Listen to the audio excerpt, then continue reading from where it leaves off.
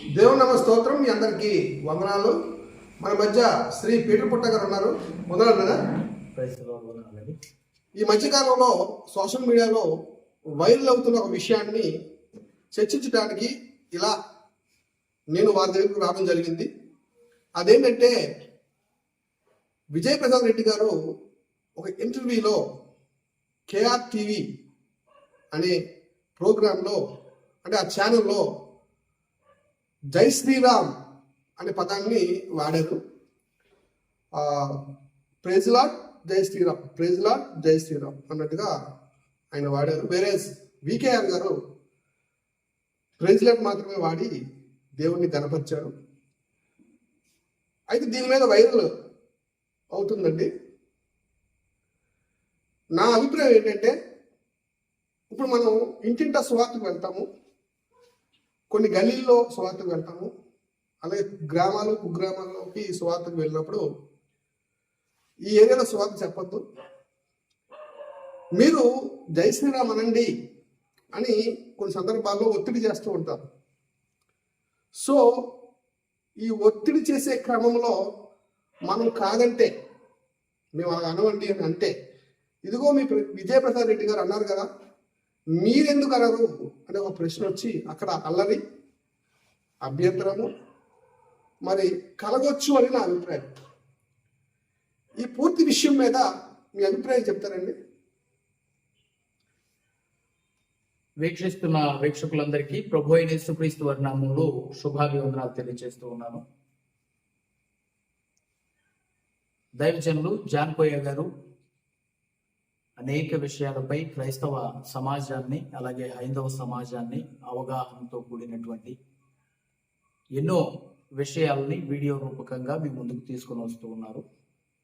అందులో భాగంగా ఈరోజు ఎఫ్ఎఫ్సిఐ ఆర్గనైజేషన్ 5వ వార్షికోత్సవ వేడుకకు ఇచ్చేసి ఎఫ్ఎఫ్సిఐ జాతీయ కార్యాలయంలో ఈరోజు కూర్చోవటానికి ప్రభు సంకల్పంగా నేను భావిస్తూ ఉన్నాను.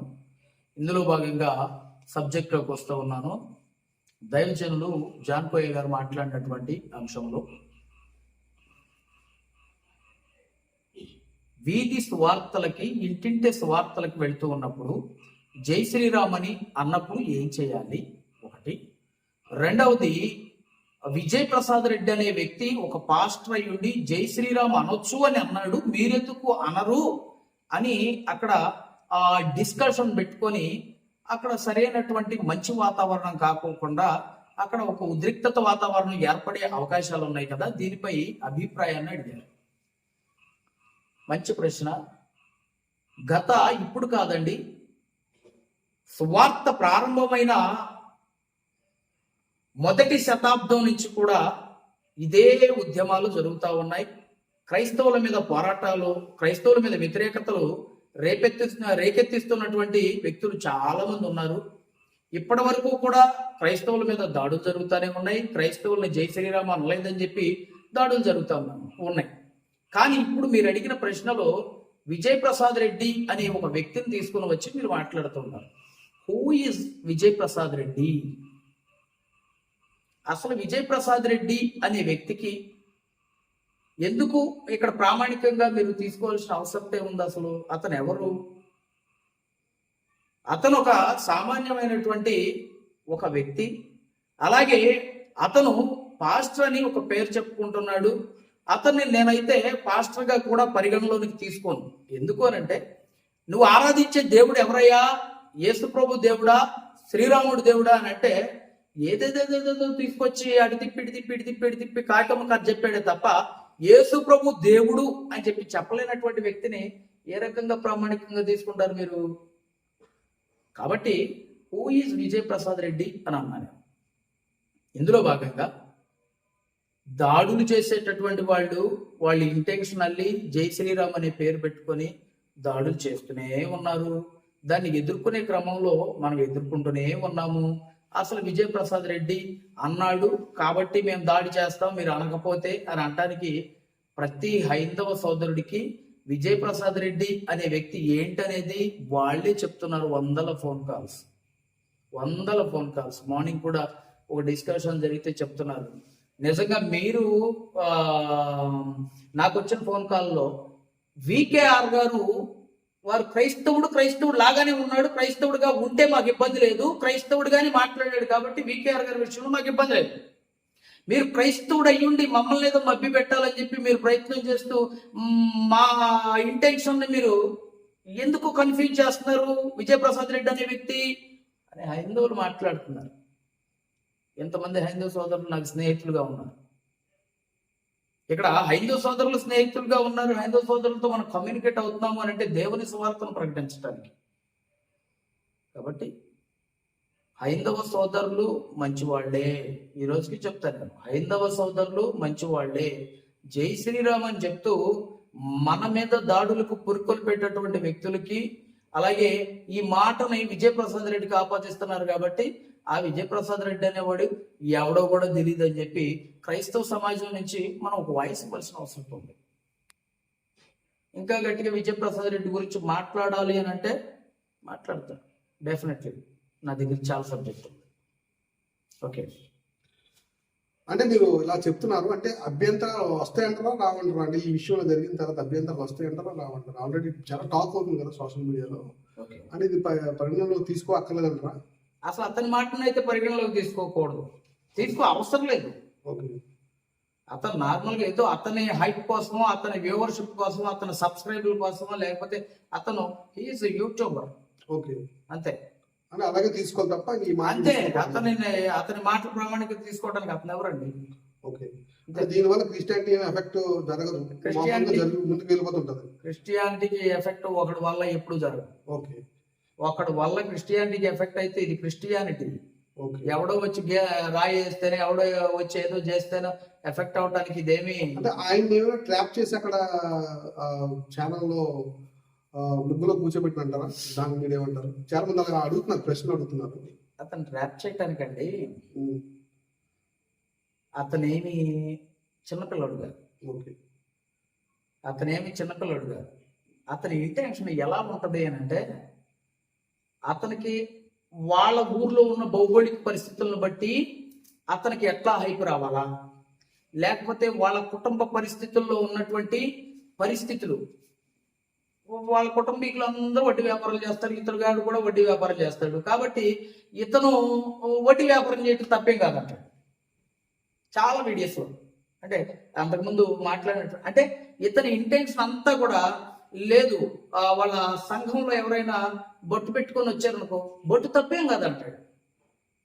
అలాగే ఎవరైనా వేరే చర్చికి వెళ్ళి వచ్చాను అయ్యారు, నేను వెళ్తే ఆ చర్చిలో పలానా పాస్టర్ గారు దశంభాగం అడిగాడు, దశంభాగం అసలు నాకు చాలా బాధ అనిపించింది, నా భర్త కూడా చాలా బాధ అనిపించింది అంటే ఆ రోజు దశంభాగం తీసుకునే పాస్టర్లు అందరూ అని చెప్పి దశంభాగాల గురించి మాట్లాడతాడు. ఇతనికి ఏంటంటే అతని చుట్టుప్రక్కల వాతావరణం, అతని చుట్టూ ఉన్నటువంటి భౌగోళిక వాతావరణం, లేకపోతే వాళ్ళ చుట్టాల మధ్యలో వాళ్ళకు ఉన్నటువంటి కుటుంబ నేపథ్యంలో ఉన్నటువంటి పరిస్థితులను బట్టి అక్కడ బైబిల్ను కూడా అతని మాటల చాణక్యం ద్వారా బైబిల్ వాక్యాన్ని కూడా అతనికి అనుకూలంగా మార్చేసుకున్నటువంటి క్రైస్తవ్యంలో అనేక రకాలైనటువంటి సిద్ధాంతాలు, క్రైస్తవ్యంలో అనేక రకాలైనటువంటి డినామినేషన్లు ఉన్నాయి. దీనిలో బైబిల్ ప్రామాణికంగా యేసు ప్రభు సువార్తను ఎవరైతే ప్రకటిస్తున్నారో దాన్ని సువార్తగానే స్వీకరించండి. మాటల చాణక్యం చేత, లేకపోతే మాటల మాంత్రికుల్లాగా ఇది తీసి అందులో పెట్టి, అది తీసి ఇందులో పెట్టి, లేకపోతే సామాజికమైన విషయాల మీద ఏదో చెప్దామని చెప్పి వాళ్ళ ఇంటెన్షన్ క్యాచ్ చేస్తూ చేసేటటువంటి సువార్తలు అసలు వద్దు, ఎవ్వడ వినాల్సిన అవసరం లేదు. క్రైస్తవ సమాజం నేను చెప్తూ ఉన్నాను. ఒక క్రైస్తవ నాయకునిగా బాధ్యత కలిగినటువంటి ఒక ఎఫ్ఎఫ్సిఐ ఆర్గనైజేషన్ అనే ఉన్నతమైన సంస్థని నడిపిస్తూ ఉన్నటువంటి వ్యక్తిగా నేను ఒకటే విషయాన్ని చెప్తూ ఉన్నాను. ఎవరి ఇంటెన్షన్ బట్టి ఎదుటి వాళ్ళ ఎమోషన్స్ ని ఆ రోజు జరుగుతున్నటువంటి వాతావరణాన్ని బేస్ చేసుకొని మాట్లాడేవాడి మాటని ఎప్పుడు వినవద్దు. క్రైస్తవ్యం అనేది ట్రాన్స్పరెంట్, అది చాలా పారదర్శకమైనటువంటి విషయాలను బైబిల్ ద్వారా మనకు చూపిస్తూ ఉంది. బైబిల్ ద్వారా చూపిస్తూ ఉంది సువార్త, ఆయన జననము, ఆయన మరణము, ఆయన పునరుద్ధానము, ఇటువంటి పరిస్థితులన్నిటి ద్వారా మన జీవితాలను మార్చుకోవటం, మారు మనసుకు తగిన ఫలాలను ఫలించటం, బాప్తిస్మపు అనుభవము, రక్షణ అనుభవము, వీటి ద్వారా మన సువార్తని చేస్తూ ఈ రోజు కాకపోతే రేపు చేస్తాం, రేపు కాకపోతే ఎల్లుండి చేస్తాం, ఎల్లుండి కాకపోతే ఒక సంవత్సరానికి చేస్తాం. కానీ నేను సమాజానికి ఒకటే చెప్తూ ఉన్నా, దేవుని రాజ్యానికి వెళ్ళేటటువంటి మార్గాలను మనం బలపరుచుకొని దేవుని సువార్తను మాత్రమే ప్రకటించేటటువంటి విధానాన్ని మనం ఎప్పుడైతే నేర్చుకుంటామో ఇవన్నీ కూడా పక్కన పెట్టేస్తాం.